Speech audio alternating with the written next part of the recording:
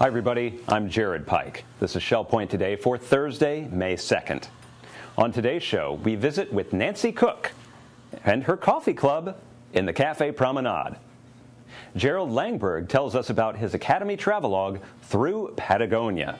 And who was that mystery saxophone player at the variety show who sat in with the Jazz and Stuff band? Well, we'll tell you in just a few minutes.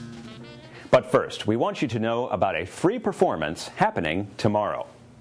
Gary Vidito is an actor and musician who brings history to the stage in a unique way, with true-to-life remembrances and music from the period. In tomorrow's performance, Gary will be portraying his father, who served in World War II aboard a ship off the coast of Africa.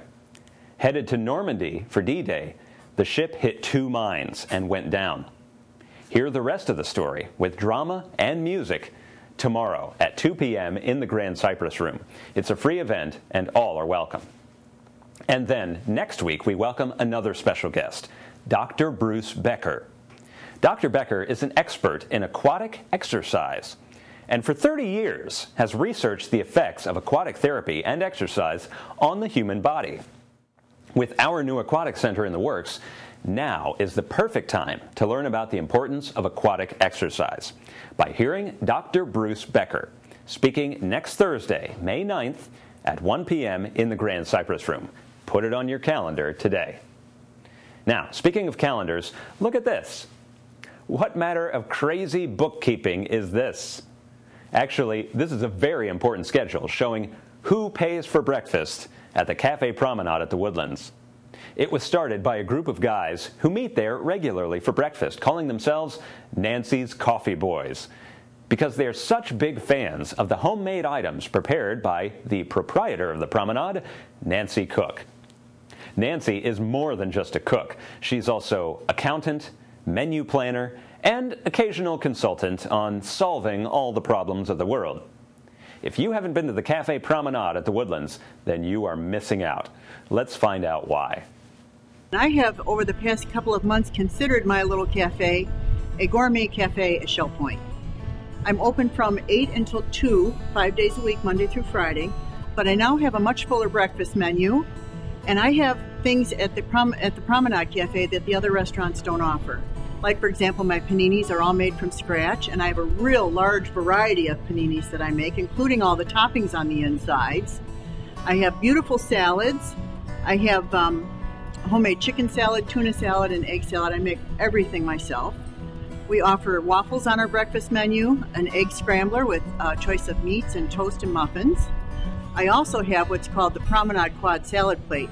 It's a scoop of chicken salad, egg salad, or tuna with cottage cheese, a fruit cup, and a home-baked muffin.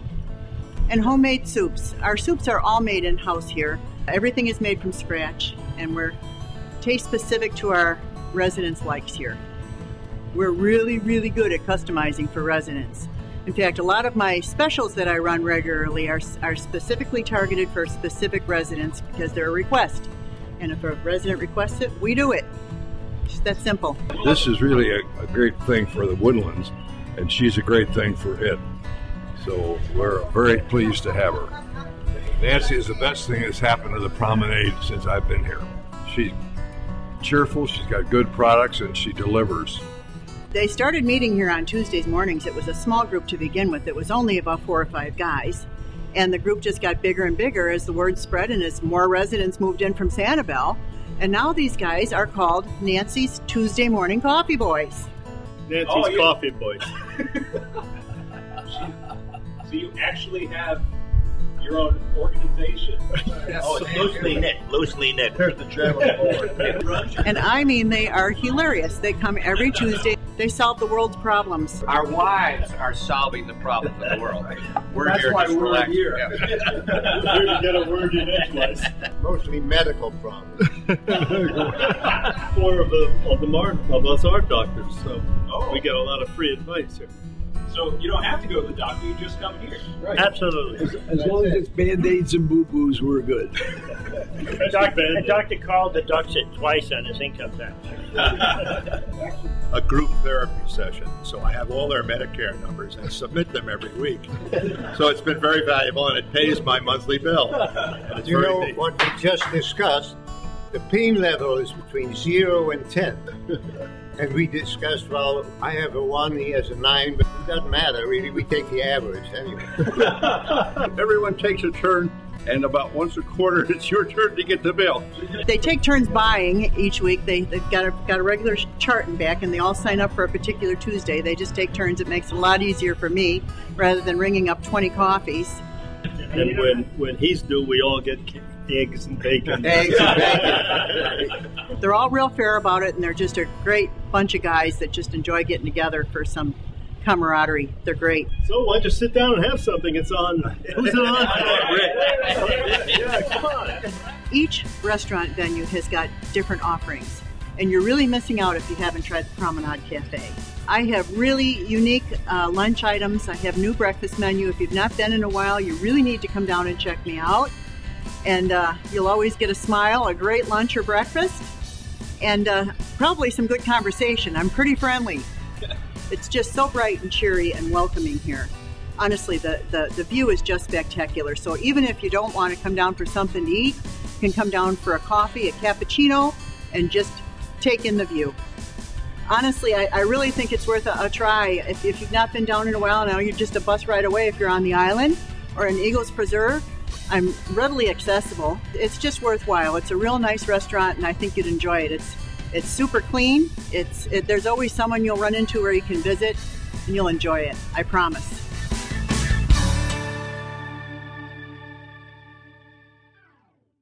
Coming up next week, we have our first Coffee with a Neighbor Academy program of the summer.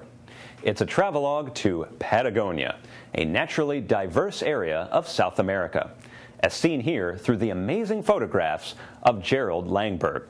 His class takes place on Tuesday at 1 p.m. in the Grand Cypress Room, so get your tickets now. Here's a preview of what to expect. Hello everyone, I'm Terry Kolath, and I am here today talking about our first Coffee with a Neighbor in the summer session of the Academy of Lifelong Learning. I'm with Dr. Gerald Langberg of Sundial, and we're talking about Patagonia. Thanks for joining me, Jerry. My pleasure, as usual. Well, we had to put this off while you recovered from some surgery, and we want to tell everybody, yes, it's real. We're really having Patagonia Honestly, this time. I'm here.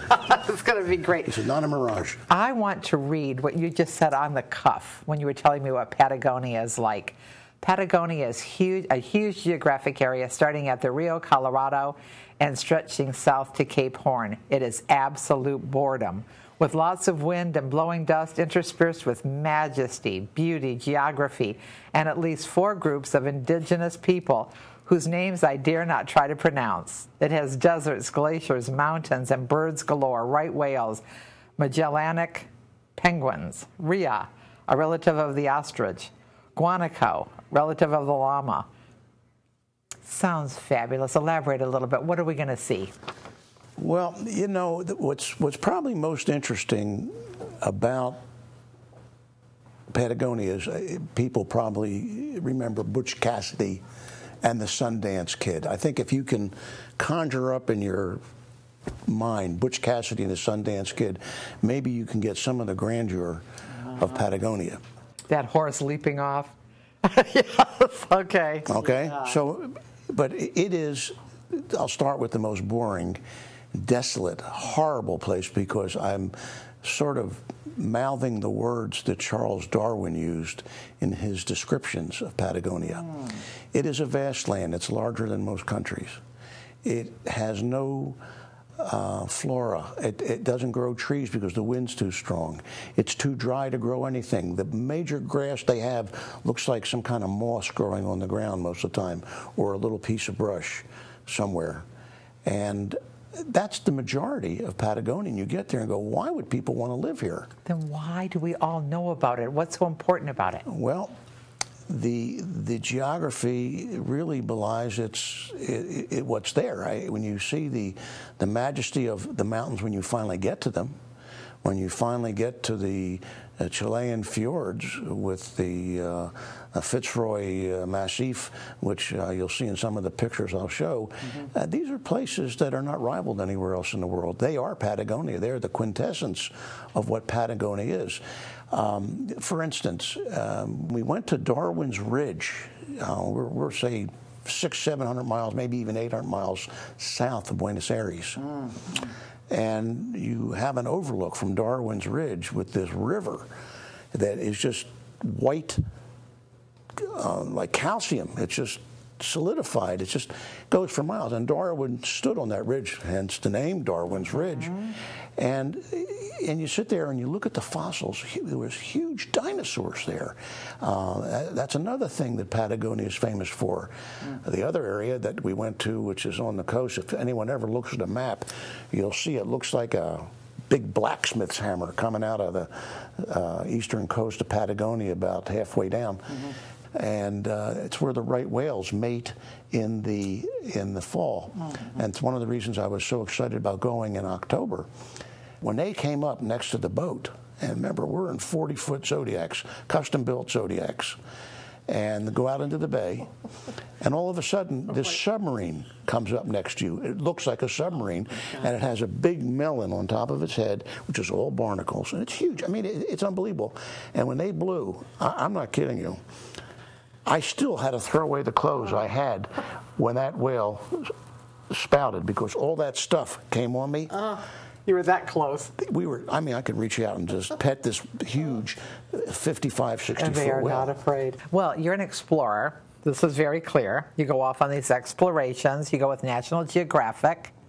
You go in their ship. Their ship is the National Geographic Explorer. Explorer, you're on that. Now, you happened to meet a fellow explorer this time who was pretty interesting. We've just all acknowledged the anniversary of the Apollo 13. You know, National Geographic likes to put someone of really great significance on each of their journeys. And this time, lucky for me, it was Jim Lovell of the most successful failed mission ever in space exploration. And I had the good fortune of traveling with him and having dinner with him and his daughter on several occasions with one-to-one conversations, one-on-one conversations. How fortunate we are that you love to travel, that you go to these fabulous places, and that you come back and share it with us. And this one's going to have a little bit of bonus, hearing a little bit about Jim Lovell. Absolutely. In addition to Patagonia. Couldn't leave it out. Well, we hope you'll stop by, get some coffee, bring your ticket, have a little treat, and listen to Dr. Jerry Langberg, your neighbor, talk about his time in Patagonia. Okay, so the question everybody has been asking me, who was that guy who played saxophone at last week's Shell Point Variety Show? Well, he doesn't really have a Shell Point connection, but he does happen to be a very good friend of mine named Gerald Agustin. Gerald is a professional jazz musician who was born and raised right here in Fort Myers. I convinced him to perform in the show and demonstrate his chops for the Shell Point audience, and obviously he loved it. And he loved it too, so much so that he also sat in with the Jazz and Stuff Band for their rendition of Tin Roof Blues. So here is Gerald Agustin and the Jazz and Stuff Band performing Tin Roof Blues.